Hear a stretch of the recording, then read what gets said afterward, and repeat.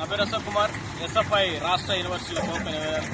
ఏదైతే ఈ రోజున తిరుపతి నగరం పక్కన రంగంపేట నుంచి కొత్తపేటకు వెళ్లే రూట్లో దాదాపు అనేక రకాల విలేజెస్ ఉన్నాయి.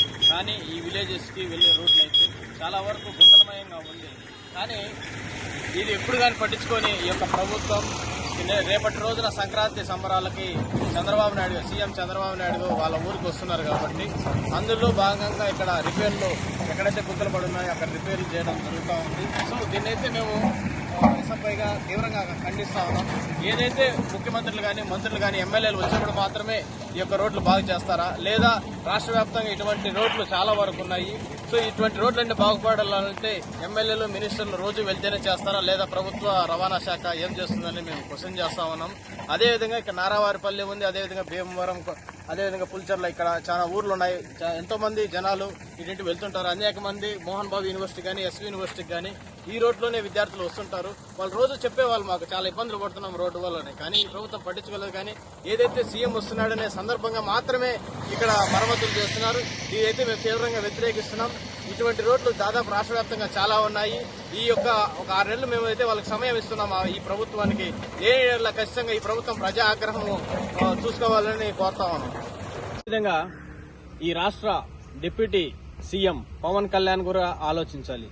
ఈయన చెప్తుంటాడు, నేను ఈ రాష్ట్రంలోకి మా ప్రభుత్వం అధికారంలోకి వచ్చిన తర్వాత ట్రైబల్ ఏరియాలో కానీ అడవుల్లో కానీ రోడ్లు వేసేసాను అని చెప్తూ ఉంటాడు. అప్పుడప్పుడు సోషల్ మీడియాలో ఫోటోలు పెడుతుంటాడు. ఆ పవన్ కళ్యాణ్ గారికి మేము ఒకటే అడుగుతున్నాం, మీ పంచాయతీరాజ్ శాఖ చిత్తూరు జిల్లాలో తిరుపతి జిల్లాలో పని చేయదా? కేవలం నారావారిపల్లి, చంద్రబాబు నాయుడు గారి స్వయాన సొంత ఊరైన నారావారిపల్లి దాటుకుంటానే 1 కిలోమీటర్ దాటుకుంటానే అటు సైడ్ ఉన్న రోడ్ అంతా సరే సింగిల్ వేలో ఉంది. ఆ రోడ్ ఎక్కడ పడితే అక్కడ కొట్టుకెళ్లిపోయింది. ఆ రోడ్డుని ఇంతవరకు మరమ్మతులు చేయని పాపాన పోలేదు. అదేవిధంగా సీఎం వస్తున్నాడని తాత్కాలిక మరమ్మతులు మాత్రమే చేపట్టాడు.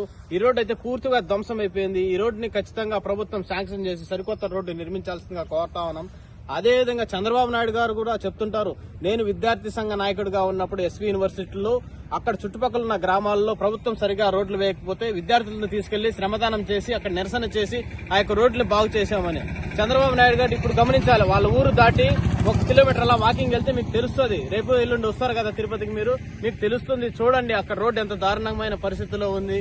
దయచేసి మీ యొక్క మాటలు కేవలం పేపర్ల మీదే కాకుండా ఆ యొక్క పరితనాన్ని ఇక్కడ అమలు చేయాల్సిందిగా కోరుతా ఉన్నాం. అదేవిధంగా ఆయన తనయుడు నారా లోకేష్ గారు, నేను చెప్తుంటాడు, మా తాన్న తర్వాత నేనే ఇక రాష్ట్రాన్ని అభివృద్ధి పథంలోకి తీసుకెళ్లాలనుకున్నా. వీళ్ళందరికీ ఈ ప్రభుత్వానికి మేము ఒకటే చెప్తున్నాం, మీరు కేవలం ఈ రోడ్లు మాత్రమే వేయలేకని ఉన్నారు, కానీ 1000 కోట్లు పెట్టి అమరావతిని మాత్రం సింగపూర్ రేంజ్ లో నిర్మిస్తామని చెప్తున్నారు. ఇదైతే ప్రజలు నమ్మే విధంగా లేదు. కేవలం మీ సొంత ఊరు దాటుతూనే 2 కిలోమీటర్లు దాటుతూనే అక్కడ రోడ్డు కూడా సరిగా వేయలేక పాపాన మీరు పోలేదు. అలాంటిది మీరు అమరావతి నిర్మిస్తామంటే మేము ఎలా నమ్మగలమని తెలియజేస్తాను. అదేవిధంగా చంద్రబాబు నాయుడు గారికి ఒకటే చెప్తున్నాం, మీరు మా యూనివర్సిటీ విద్యార్థి అని ఈ రాష్ట్రానికి 4 సార్లు ముఖ్యమంత్రి అయ్యారని మేము గర్వంగా చెప్పుకుంటాం మీకంటే. కానీ ఈ రోజు చూసిన పరిస్థితి, ఆ రోడ్ల పరిస్థితిని చూస్తుంటే మీ ఊరి పక్కన చాలా దారుణంగా ఉంది. మిమ్మల్ని మా యూనివర్సిటీ విద్యార్థి అని చెప్పుకోవడానికి కూడా మేము సిగ్గుపడతా ఉన్నామని తెలియజేస్తున్నాం. ఇదే విధంగా కొనసాగితే ఖచ్చితంగా ఎస్ఎఫ్ఐ ఆధ్వర్యంలో 1000 మంది విద్యార్థులు తీసుకెళ్లి మేము మీ ఊరి దగ్గర శ్రమదానం చేసి మీకు బుద్ధి వచ్చేలా రోడ్లు నిర్మిస్తామని తెలియజేస్తా ఉన్నాం.